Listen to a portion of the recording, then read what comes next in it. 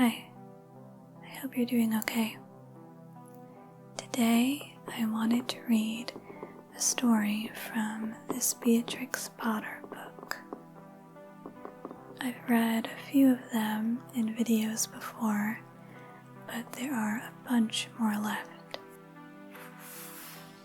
Looks like the next story starts on page 87, so let's flip through and read a couple more.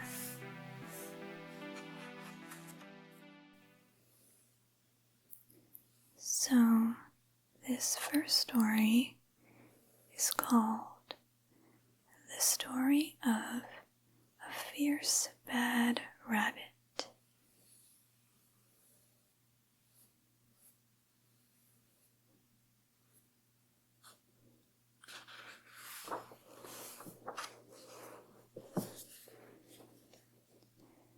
This is a fierce bad rabbit. Look at his savage whiskers and his claws and his turned up tail. This is a nice, gentle rabbit. His mother has given him a carrot. The bad rabbit would like some carrot. He doesn't say please. He takes it.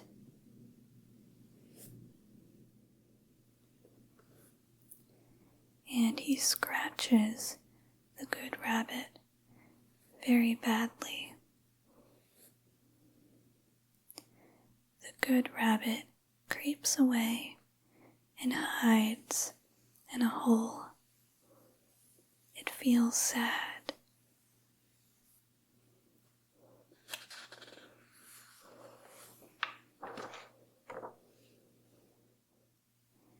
This is a man with a gun. He sees something sitting on a bench. He thinks it is a very funny bird. He comes creeping up behind the trees. And then he shoots. Bang. This is what happens.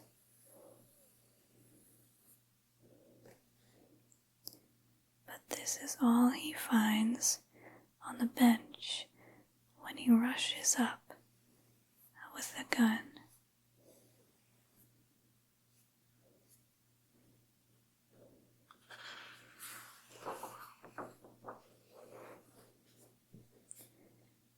The good rabbit peeps out of its hole.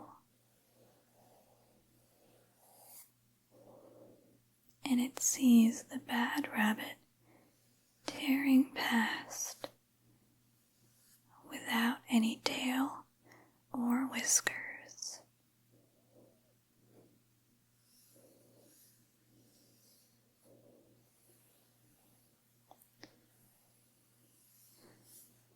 Kind of a dark story there. But the next one is called The Story of Miss Moppet.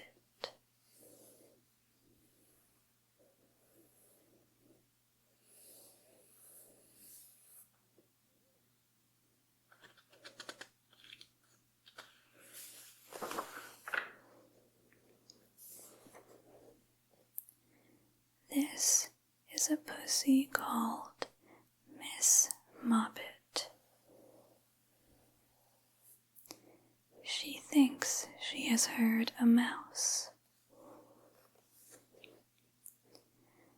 This is the mouse peeping out behind the cupboard and making fun of Miss Moppet.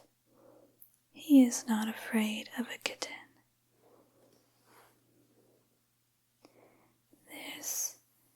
is Miss Moppet, jumping just too late. She misses the mouse and hits her own head. She thinks it is a very hard cupboard.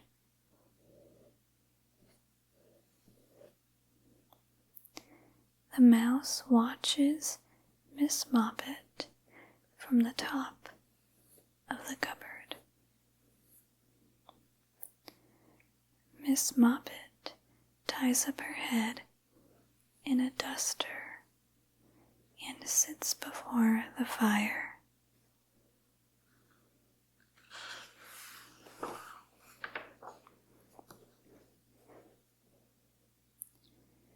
The mouse thinks she is looking very ill.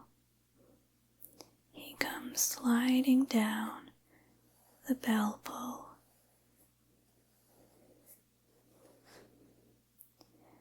Miss Moppet looks worse and worse.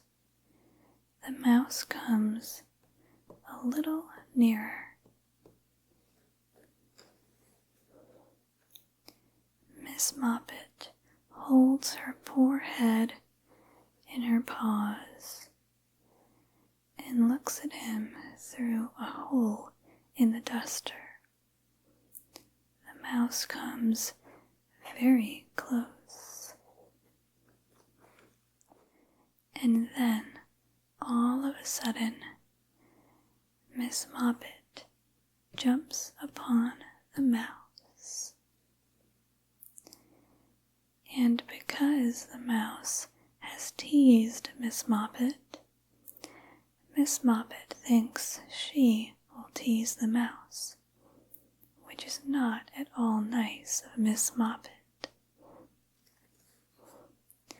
She ties him up in the duster and tosses it about like a ball.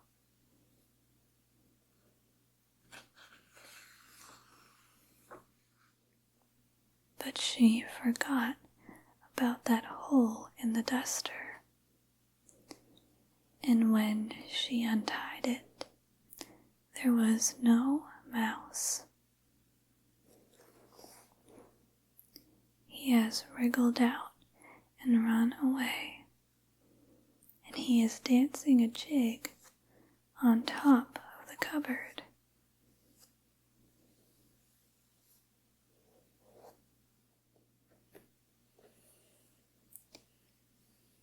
And the last story I'll read today is The Tale of Tom Kitten.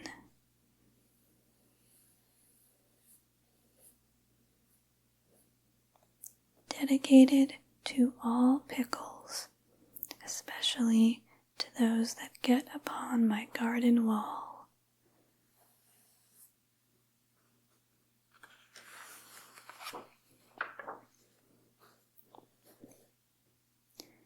Once upon a time, there were 3 little kittens, and their names were Mittens, Tom Kitten, and Moppet. They had dear little fur coats of their own, and they tumbled about the doorstep and played in the dust. But one day, their mother, Mrs. Tabitha Twitchit, expected friends to tea, so she fetched the kittens indoors to wash and dress them before the fine company arrived. First, she scrubbed their faces. This one is Moppet. Then she brushed their fur. This one is Mittens. Then she combed their tails and whiskers. This is Tom Kitten. Tom was very naughty, and he scratched. Mrs. Tabitha dressed Moppet and Mittens in clean pinafores and tuckers, and then she took all sorts of elegant, uncomfortable clothes out of a chest of drawers in order to dress up her son, Thomas.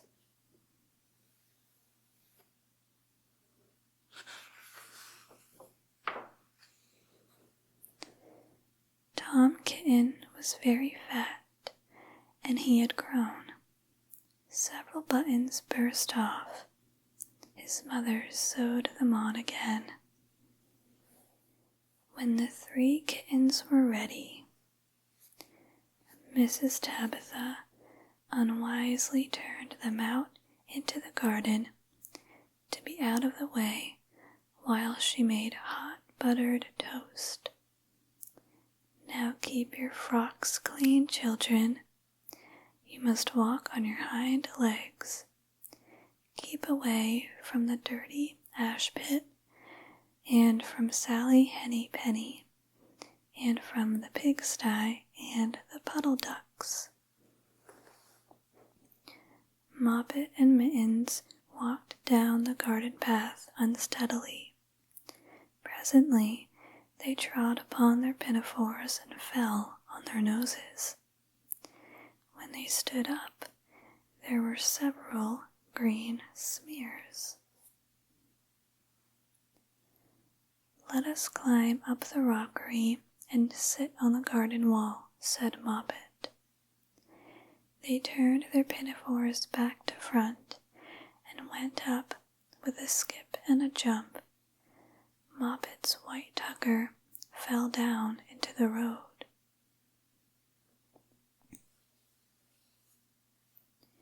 Tom Kitten was quite unable to jump when walking upon his hind legs in trousers.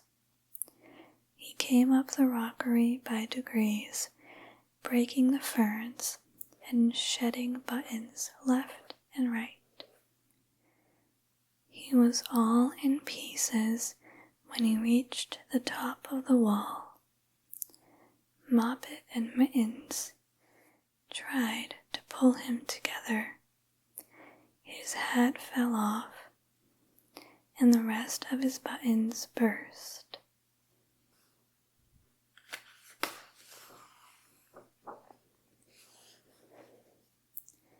While they were in difficulties, there was a pit-pat, paddle-pat, and the 3 puddle ducks came along the hard high road, marching one behind the other,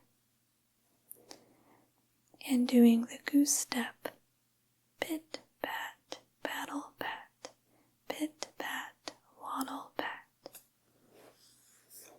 They stopped and stood in a row and stared up at the kittens.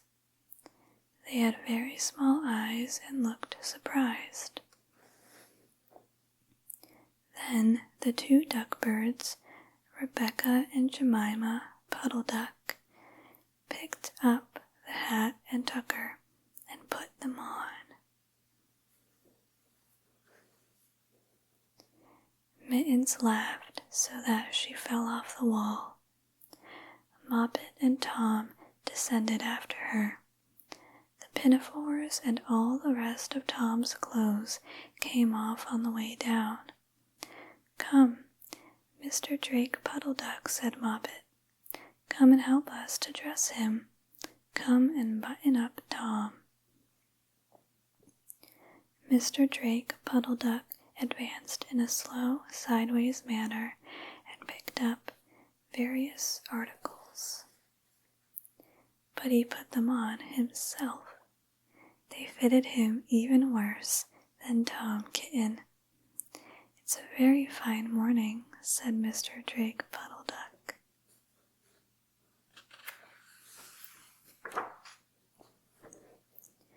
And he and Jemima and Rebecca Puddle Duck set off up the road, keeping step. Pit, pat, paddle, pat, pit, pat, waddle, pat. Then Tabitha Twitchit came down the garden and found her kittens on the wall with no clothes on. She pulled them off the wall, smacked them, and took them back to the house. My friends will arrive in a minute, and you are not fit to be seen. I am affronted, said Mrs. Tabitha Twitchit.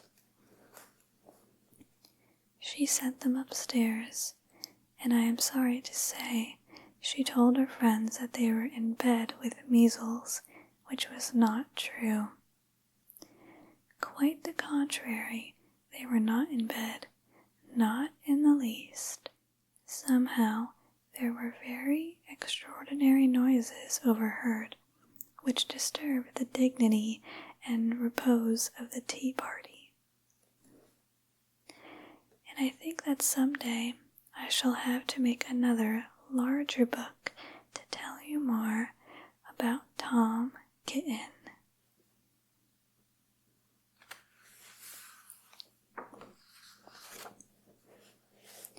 As for the puddle ducks, they went into a pond. The clothes all came off directly because there were no buttons.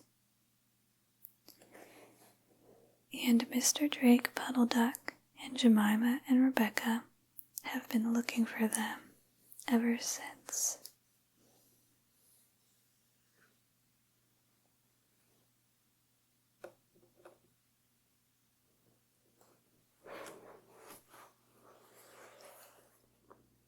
So, those were a few stories from the Great Big Treasury of Beatrix Potter.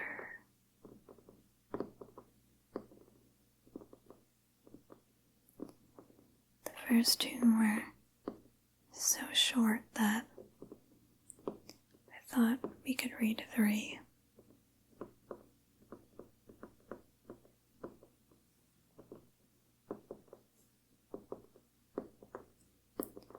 Anyway, that's it for this video. So, I hope you enjoyed it, and I will see you in my next one. Good night.